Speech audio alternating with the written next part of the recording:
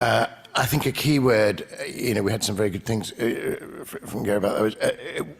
The key word is imagination. And the key idea I think we need to get at from then and perhaps to bring forward is that although we can speak of the imaginary in the sense of the purely made up, we would be making a big mistake if we thought that all the imagination did was what Coleridge called fancy, or fancy generating these non-real compensatory little pictures. I thought there was a definition of the imagination by Coleridge which was hugely important to Owen Barfield that would be really pertinent to this. So if I can just bring that forward to begin with. So this is actually, to use the language of my generation, a mind-blowing definition. So this is what Coleridge said famously in the Biographia Literaria, a book he wrote a bit later in his life when he was looking back on the experience of having had this extraordinary imaginative flowering a decade earlier. So, 2 decades earlier. So this is what he says. He says, imagination, the primary imagination as he calls it, and these are his words, is the living power and prime agent of all perception. All perception. So first of all, he's saying you don't see, which you were talking about, he's saying you don't see anything if your imagination hasn't already brought to the table and begun to make connections and links and cohere and do something with the sheer torrent of data that may be coming to you through your senses. That has to be, something inside you has to see the shapes and the possibilities and the wholes. And it can scarcely make or form, and it's an active power, living power and prime agent of perception. In the very act of forming out of the flow of, if you like, bits and bytes, the picture of the world as you have it, it's also both perceiving meaning in it and clothing it with meaning. Because we are the heart of who we are dwells in meaning and the possibility of meaning, which is why it was so interesting, Simon, when you said there's all this stuff but it hasn't got meaning. Meaning, metaphor and imagination are all linked together. So Coleridge says imagination is the living power and prime agent of all perception. That's interesting in itself. But then he goes on to say this, immediately after that, in the same sentence, he says, it is a repetition in the finite mind of the eternal act of creation in the infinite I am. Extraordinary thing to say. Every act of perception that we have, the act of perception that we're all doing right now, particularly I would say the extraordinary act of perceiving human faces, and in faces and eyes perceiving a connectedness and a reservoir of meaning and relationship and possibility, and realizing that the face in front of us is actually more significant than the chair they're sitting on, or the other configurations of light and shade that make up this room. He says, Coleridge is saying, when you perceive with the power of the imagination, you are experiencing in your inside self a repetition of what he calls the infinite I am, of an eternal act of creation. As it were, for Coleridge, creation isn't a thing that happened at a chronological point, because he didn't make the world in time, as though time were already there, but with time. So from Coleridge's point of view, if we're to think of a God who creates, that God is absolutely present, and that creation is happening freshly right now. And even as it happens, you're perceiving it with him. And one of the analogies that Coleridge liked to use, again, is an analogy of language, that you can have you can take all the bits and pieces of the world and you can find out a great deal about them, but unless you understand that they're saying something, you've not understood what they are. So just to take an obvious example, I've got, and I'm going to work close with them, there's a couple of poems of mine on the pieces of paper in front of you.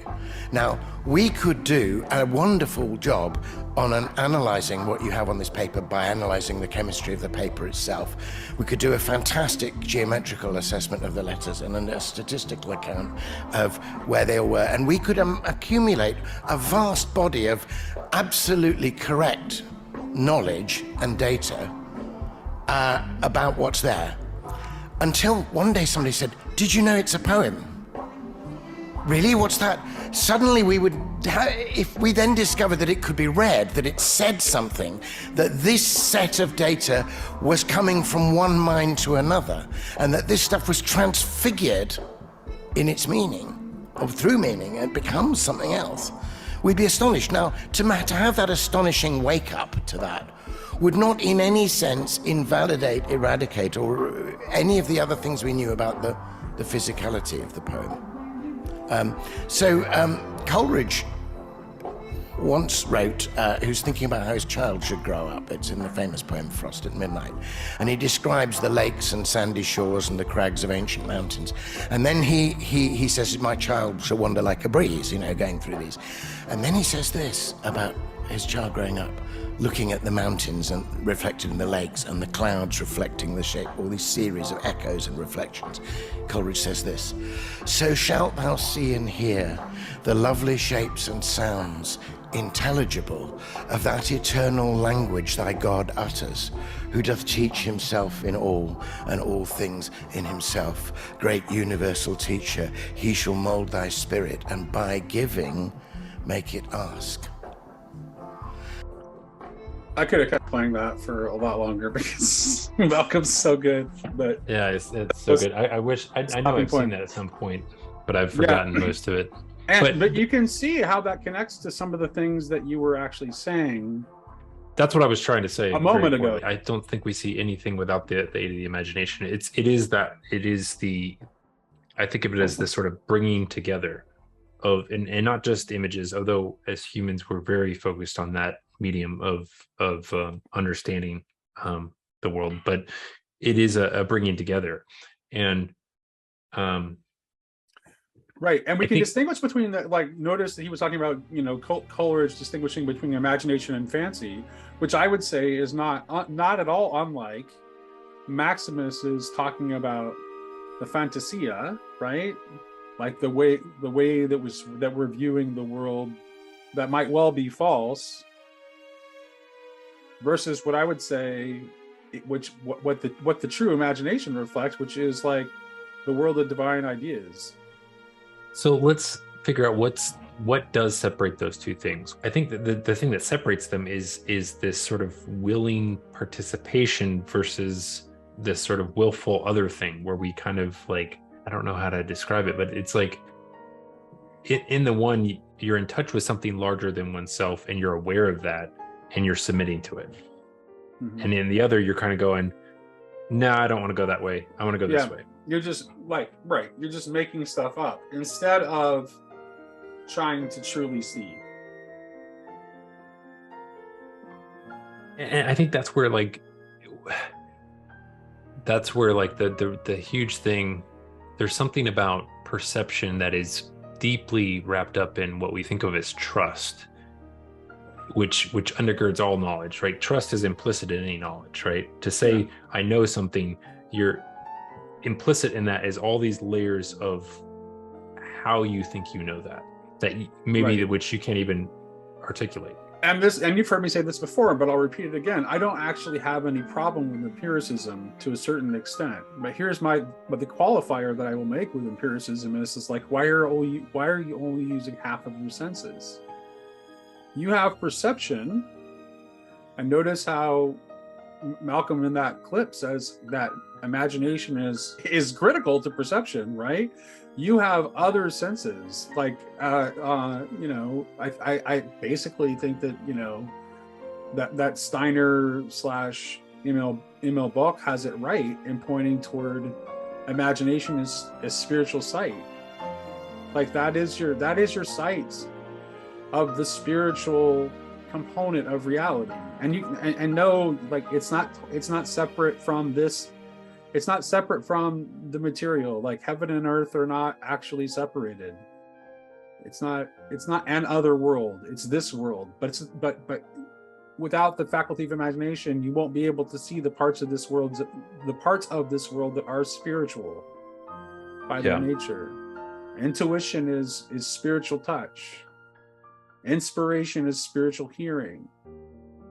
So if you're using all of your faculties, then Sure, be empirical. Yeah. Well, so you bringing up Steiner, it made me think about our reading together of his work on the Revelation of St. John, and just how, man, that was just such an amazing experience. And one of the things that popped out to me is from that, because we're trying to figure out like where is it that evil goes astray in this? Like where is that? And it seems like some of the distinctions he makes in that book, differentiating the Ahrimanic versus the Luciferic, and the ways in which we can, both are ways we can go astray. One of which is sort of a higher with the Luciferic, and the Ahrimanic is kind of lower, where we kind of get just lost in the details, and so aren't able to. We kind of just become attached to a prosaic, mechanical sort of existence, and the other way we kind of elevate oneself, because it does seem like, because I was saying earlier, like, how do we distinguish the imagination from fancy? Because, and I was saying, talking about this sort of submission to something, but like submission by itself isn't necessarily good, because you can be in submission to these horrible things. Yeah, like mass formation. Exactly. Like, well, like how could something like the Holocaust happen without some sort of like higher, like demonic, like sort of organizing principle that like was being in touch that with? is like, the default. The default. Let's not kid ourselves. The default is that your worldview is probably deceiving you, that it is probably that you're probably operating under the influence of principalities and powers, and that it's really hard work